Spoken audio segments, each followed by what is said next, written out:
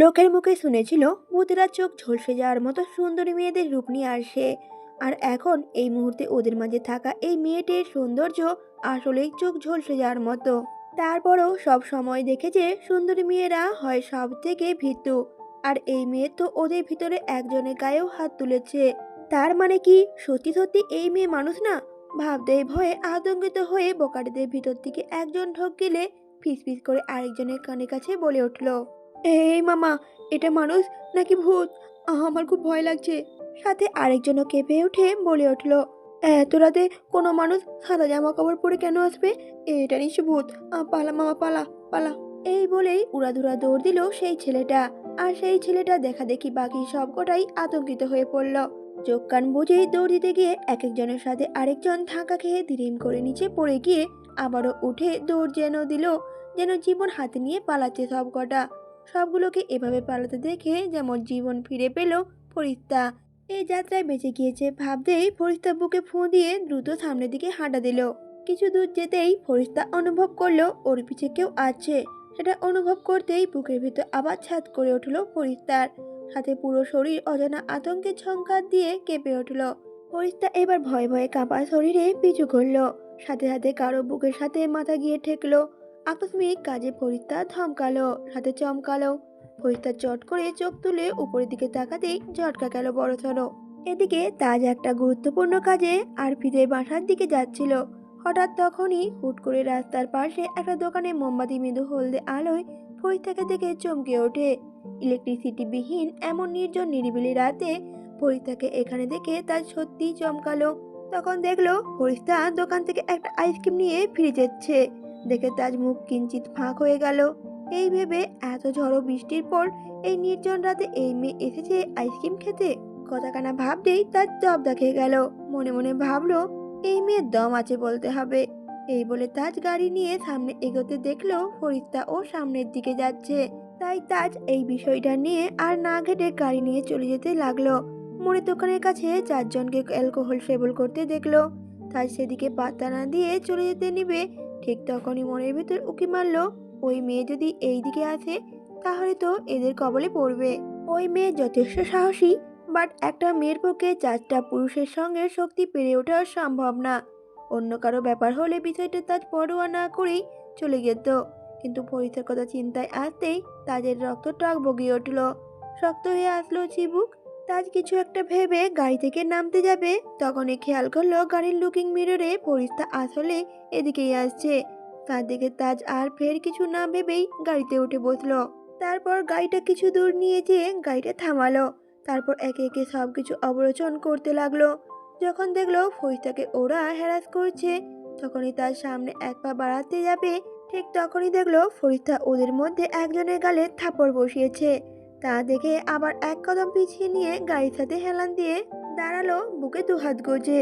তাজ বিড়বিড় করে বলল বাঁকা হেসে, বাঘিনী খেপেছে, দেখা যাক কোন পর্যন্ত যায়।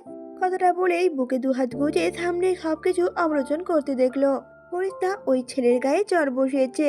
ফের চড় খেয়ে সবগুলো ছেলে মিলে ফরিস্তাকে ঘেরাও করে ধরেছে। আর তা দেখেই তাজার না দাঁড়িয়ে সেদিকে পা বাড়াতেই তখনই আচমকা সব ছেলেদের দৌড়ে পালাতে দেখে ভেবাচাকা খেয়ে গেল। হঠাৎ এরা এরকম করে পালিয়ে গেল কেন? বুঝে উঠতে তাজের কিছুক্ষণ সময় লাগলো, কারণ তাজ ওদের কাছাকাছি চলে এসেছিল অনেকটাই। ফলে ফরিস্তার বলা কথাগুলো সবই কানে পৌঁছালো তাজের। তাজের ভাবনার মাঝে ফরিস্তাকে এদিকে আসতে দেখে তাজ একটু আড়াল হয়ে গেল। ফলে ফরিস্তা তাজকে অতিক্রম করে চলে গেল। দেখে বোঝা গেল মেয়েটা ওপরে যতটা না নিজেকে শক্ত রাখুক, ভিতরে ভিতরে ভীত হয়েছে, যার জন্য আশেপাশে কিছুই চোখে পড়েনি তার। এই রাতে ফরিস্তাকে একা ছাড়তে মন সায় দিল না। তাই তাজ ফরিস্তাকে ডাকার জন্য ওর পিছু পিছু আসতে লাগলো। ফ্ল্যাশব্যাক। আচমকা ফরিস্তা পিছু ঘুরতে বুকের সাথে ফরিস্তার মাথা ঠেকায়, সাথে সাথে তাজের হার্টবিটও থেমে গেল। এই মেয়ে কাছে আসলে কেন এমন হার্টবিট তার থমকে যায়, বুঝে উঠতে পারলো না তাজ। হঠাৎই এমন ভাবে তাজকে দেখে চমকে ছিটকে দূরে সরে গেল ফরিস্তা। ফলে ফরিস্তা বেশ ভয়ে আতঙ্কে অস্পষ্ট স্বরে আমতা আমতা করে বলে উঠল, আপনি এখানে? ফরিস্তার এই অদ্ভুত স্বরে বলা কথায় তাজ বাঁকা চোখে ফরিস্তার দিকে তাকিয়েই বলে উঠল, দেখতে তোমায় ভেজা বেড়ালের মতো হলেও তোমার সাহস আছে সত্যি বলতে হবে। ছেলেগুলোর গায়ে হাত তুললে, ওরা যদি তোমার কিছু করে ফেলতো, সেটা মাথায় আসেনি তোমার? তাজের কথায় ফরিস্তার মুখটা হাঁ হয়ে গেল। অবাক হয়েই মনে মনে বলে উঠল, তার মানে এই লোক সব দেখেছে, কিন্তু সাহায্য করতে যায়নি। সাহায্য করতে বা যাবেই বা কেন? ইনি তো নিজেই একটা গুন্ডা। কথাটা ভেবে ফরিস্তা ভাব নিয়ে বলে উঠল তাজকে, ও মিস্টার, আমি ফরিস্তা, কাউকে ভয় পাই না। ফরিস্তার কথায় তাজ ফিচলে হেসে বলে উঠল, এই জন্যই তো জ্যান্ত একটা মানুষকে মৃত বানিয়ে ফেলেছ। এক মুহূর্তের মাঝে খুব সাহসী মেয়ে না তুমি আসলেই। তাজের এবারের কথায় ফরিস্তা চোরা চোখে তাজের দিকে আর চোখে তাকালো। আর মনে মনে ফরিস্তা বলে উঠল, তার মানে সব কথাই এই বজ্জাত লোকটা শুনেছে।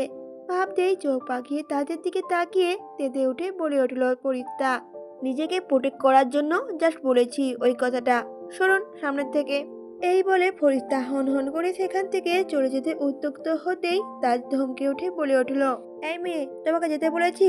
তাজের এরকম কথায় ফরিস্তা যেতে উদ্যুক্ত হলেও আবার দু কদম পিছিয়ে এসে তাজের দিকে লেগে অনামিকার আঙুল তাক করে বলে উঠল, লিসেন, আপনি যেই হন না কেন তাতে আমার কিছু যায় আসে না।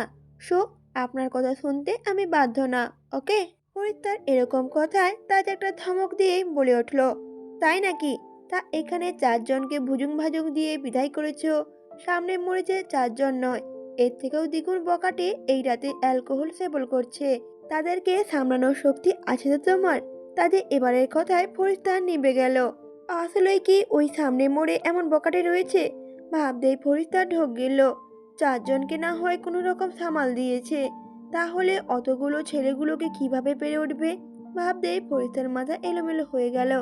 এবার কি করবে ভেবে না পেয়ে ফরিস্তা দাঁত দিয়ে নখ কাটতে লাগলো আর মনে মনে নিজেকে শাসাতে লাগলো, খা, খা না, আরো বেশি করে আইসক্রিম খা। চিরতরের জন্য আইসক্রিম খাওয়ার শখ মিটিয়ে নে। সব সময় তেরামি করে মাথায় যেটা আসবে সেটাই আমাকে দিয়ে করিয়ে ছাড়বি। এখন আমার কি হবে? ফরিস্তা এসব ভাবনার মাঝে তাজ রাজবাড়ি কণ্ঠে বলে উঠল, গাড়িতে ওঠো। হঠাৎ রাজবাড়ি কণ্ঠে বলা কথায় সহসাই চমকে উঠল ফরিস্তা। গাড়িতে উঠবে মানে? ভেবে ভ্রুকুচকে তাজের দিকে তাকালে তাজ বলে উঠল, এই মেয়ে, আমার দিকে তাকাতে বলিনি, গাড়িতে উঠতে বলেছি, পৌঁছে দিয়ে আসবো। আমিও ওই দিকেই যাচ্ছি। সো গাড়িতে ওঠো। তাজের কথায় ফরিস্তার চোখগুলো এবার বড় বড় হয়ে গেল। এক বকাটের হাত থেকে বাঁচার জন্য নাকি আরেক বকাটে গাড়িতে উঠবে। বকাটে বললেও ভুল হবে, এ তো আস্ত এক ডাকাত। সেদিন কি নৃশংসভাবে ওই লোকটাকে মারছিল। ভাবতেই ফরিস্তা তড়িৎ গতিতে বলে উঠল, অসম্ভব। তাজ ফরিস্তার মুখের দিকে অবলোচন করে ভ্রুকুচকে বলে উঠল, এই মেয়ে, Taj Chowdhury has no interest in girls, so চুপচাপ গাড়িতে ওঠো। ফরিস্তা এবার বেশ দ্বিধাদ্বন্দ্বই ভুগতে লাগলো। কি করবে এখন? সামনে একা যেতেও ভয় লাগছে বেশ, আবার তাজকেও বিশ্বাস করতে পারছে না। এমন অবস্থায় ফরিস্তা কি করবে ঠিক মাথায় আসলো না। এই নির্জন কোলাহলহীন রাতে মাঝ রাস্তা দাঁড়িয়ে ফরিস্তা দ্বিধাদ্বন্দ্বে ভুগতে লাগলো। তাজের গাড়িতে উঠবে নাকি সে একা যাবে? দুটোই ভিতরে একটা বেছে নেওয়া যেন ফরিস্তার কাছে জীবনের সবচেয়ে জটিলতম একটা সিদ্ধান্ত ছিল। না পারছিল তাজকে বিশ্বাস করতে, আর না পারছিল সামনের দিকে একা এগিয়ে যেতে। সবশেষে তাজের বাজখাই গলায় হুমকি ধামকি খেয়ে শেষ পর্যন্ত তাজের গাড়িতে উঠে পড়ল। গাড়িটা সামনে মোড়ের কাছে আসতেই দেখতে পেল ফরিস্তা। সেখানে নেই কোনো বকারের আড্ডা, এমনকি সেখানে একটাও কাকপক্ষীও নেই। একদম নিরিবিলি স্থানটা। কিন্তু এই লোক তাহলে ওকে মিথ্যে বলল কেন? খুঁজে পেল না উত্তরটা ফরিস্তা। তখন মনের মাঝে উকি দিল এক অজানা আতঙ্ক। তাহলে কি খারাপ কোনো উদ্দেশ্যে এই লোক ওকে গাড়িতে উঠিয়েছে? ভাবতেই ফরিস্তার বুকটা কেঁপে উঠল। ফরিস্তা বেশ আতঙ্কিত হয়ে চট করে তাজের দিকে তাকালো, যে চুপচাপ এখন সামনের দিকে তাকিয়ে ড্রাইভ করছে। ফরিস্তা তাদের দিকে তাকিয়ে তাজের মতিগতি বুঝতে চাইলো, কিন্তু বুঝে উঠতে পারল না। মেয়েটা এতে যেন ফরিস্তার ভয় আরো দ্বিগুণ হয়ে গেল। এই বলিষ্ঠ শরীরে অধিকারী মানবের সাথে ওর পক্ষে শক্তিতে কুলিয়ে ওঠা সম্ভব হবে না যে। ভাবতেই ফরিস্তার ভয় ক্রমশ বাড়তে লাগলো। ফরিস্তা ফের তাজের ভাবভঙ্গি বোঝার জন্য শুকনো ঢোক গিলে তাজকে অবলোকন করলো। এদিকে ফরিস্তার ভাবভঙ্গি দেখে তাজ নিজের ঠোঁট কামড়ে ধরে হালকা হাসলো। যেদি মেয়ের এই ভীতুশ্রী মুখটা দেখতে দারুণ লাগছে তাজের কাছে। মনে মনে ফরিস্তাকে আশঙ্কায় জর্জরিত হতে দেখে তাজের হাসি পেলেও সেই হাসিটা ঠোঁটের আড়ালেই রেখে গম্ভীর কণ্ঠে বলে উঠল তাজ, কিছু করার হলে অনেক আগেই করে ফেলতাম, সেই ক্ষমতা তাজ চৌধুরী আছে। তোমার ঘাড়ে যে প্রতিটা রক তেরা, সেটা এতদিনে আমার বোঝা হয়ে গিয়েছে। মোড়ে বোকাটিদের কথা না বললে তেরামি করে গাড়িতে উঠতে না, তাই ওটা বলা। তাছাড়া এলাকায় কারেন্ট নেই, তাই রাস্তার যে কোনো সময় অনেক শেয়াল কুকুরে খপ্পরে পড়ে নিজের জীবনটাই শেষ করে দেবে। মেয়ে মানুষে এতটা দুঃসাহস না দেখানোই ভালো, এতে নিজেরই ক্ষতি হয়। আর সেটা যদি আজকের পর বুঝতে না পারো, তাহলে এটা তোমার সাহসিকতা না, এটা তোমার বোকামি। তাজের প্রতিটি কথা কানের মধ্যে প্রবেশ করতেই ফরিস্তা যেন এতক্ষণে জীবনটা ফিরে পেল। আসলেই তো, তাজ চৌধুরী যেই ক্ষমতা, সেখানে ওর কিছু করা তার বা হাতের কাজ। কিন্তু এই লোকটা সেটা না করে উল্টো রাস্তায় বিপদের কথা ভেবে ওকে গাড়িতে উঠিয়েছে। আর ও কিনা কত কি বাজে বাজে ভেবে ফেলেছে। ভেবেই ফরিস্তা জিভ দিয়ে শুকনো ঠোঁট জোড়া ভেজালো। এতক্ষণে আতঙ্কে জর্জরিত হয়ে গলাটা প্রায় শুকিয়ে গিয়েছিল। শুধুমাত্র আইসক্রিম খাওয়ার জন্য এত বড় বোকামি করার জন্য ফরিস্তা আসলেই মিয়ে গেল। বুঝতে পারলো নিজের একরোখা স্বভাবের জন্য আজ কত বড় ভুল পদক্ষেপ নিয়ে ফেলেছে। তার যদি খুব খারাপ কিছু করে ফেলতো ওর সাথে, তাহলে কি করতো ভাবতেই ফরিস্তার পুরো শরীরটা কাঁটা দিয়ে উঠল। এর ভিতরে হুট করে পুরো এলাকা কারেন্ট চলে আসলো। এতক্ষণ নিরিবিলি নিস্তব্ধতা আঁধারে ঢেকে থাকা শহরটা মুহূর্তের মাঝে ঝকঝকে আলোকিত হয়ে উঠল। পুরো শহরটা আলোকিত হলেও ফরিস্তার মুখে নেমে আসলো ঘন কালো অন্ধকার। ফারজানা বেগম বারবার করে বলেছে যেন কারেন্ট আসার আগে যে বাসায় আসে, কিন্তু সেখানে এখনো ও মাঝ রাস্তায়। ভাবতেই ফরিস্তার শুকিয়ে যাওয়া গলাটা আরো শুকিয়ে গেল। হঠাৎ ফরিস্তার ভাবনার মাঝে তাকে চমকে দিয়ে তাজ একটা পানির বোতল এগিয়ে দিল ফরিস্তার দিকে। ফরিস্তা এবার আর চোখে একবার তাজের দিকে তাকিয়ে পানির বোতলটা নিয়ে ঢকঢক করে কয়েক ঢোক পানি খেয়ে নিল। গলাটা ভেজালো। এরই ভিতরে বাসার সামনে গাড়িটা আসতেই ফরিস্তা তড়িঘড়ি করে বলে উঠল,